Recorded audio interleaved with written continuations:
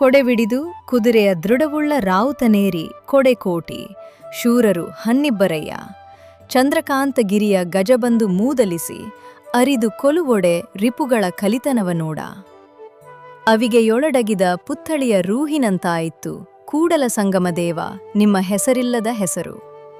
ಭಾವಾರ್ಥ: ಬಸವಣ್ಣರು ಇಲ್ಲಿ ಹೊರಗಿನ ಶೌರ್ಯ ಮತ್ತು ಒಳಗಿನ ಆತ್ಮಜ್ಞಾನದ ನಡುವಿನ ವ್ಯತ್ಯಾಸವನ್ನು ವಿವರಿಸುತ್ತಾರೆ.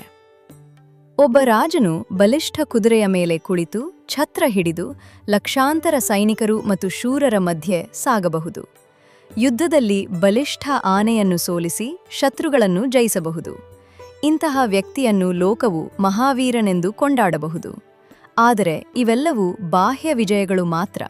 ಮನಸ್ಸಿನೊಳಗಿನ ಕಾಮ, ಕ್ರೋಧ, ಲೋಭ, ಮೋಹ, ಮದ, ಮತ್ಸರ ಎಂಬ ಶತ್ರುಗಳನ್ನು ಜಯಿಸದಿದ್ದರೆ ಆ ಶೌರ್ಯಕ್ಕೆ ನಿಜವಾದ ಅರ್ಥವಿಲ್ಲ.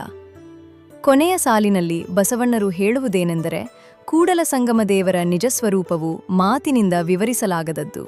ಅದು ಒಂದು ಪೆಟ್ಟಿಗೆಯೊಳಗೆ ಅಡಗಿರುವ ಅಮೂಲ್ಯ ಮೂರ್ತಿಯಂತೆ ಹೊರಗಣ್ಣಿಗೆ ಕಾಣದ ದಿವ್ಯಾನುಭವವಾಗಿದೆ. ದೇವರ ಮಹಿಮೆಯನ್ನು ಮಾತಿನಲ್ಲಿ ಸಂಪೂರ್ಣವಾಗಿ ಹೇಳಲು ಸಾಧ್ಯವಿಲ್ಲ, ಅದನ್ನು ಅನುಭವಿಸಬೇಕು.